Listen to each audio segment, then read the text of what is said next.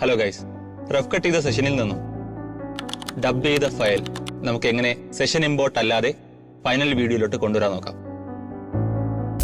ആദ്യം pro tools open ചെയ്യുക. നമുക്ക് ഏത് വീഡിയോ എന്നാണ് വേണ്ടത് അത് നമ്മൾ സെലക്ട് ചെയ്യുക. എനിക്ക് വേണ്ടത് ഈ ശോഭിച്ചേണ്ട ഇത്രയുള്ള പോർഷനാണ്.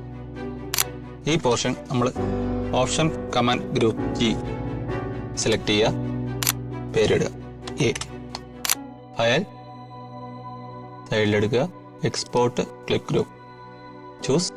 ഇവിടെ ഒരു ഫോൾഡർ ക്രിയേറ്റ് ചെയ്യുക, എക്സ്പോർട്ട്. വീണ്ടും നമ്മൾ കൺട്രോൾസ് അടിക്കുക, സേവ് ചെയ്യുക.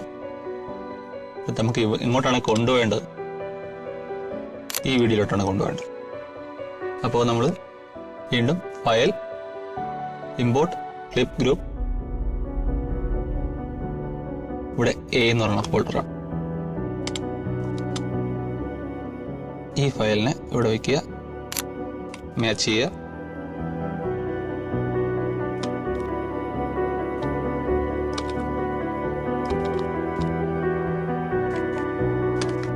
That's it. ആ ഓഡിയോ അവിടെ വന്നിരിക്കുന്നു. Thank you.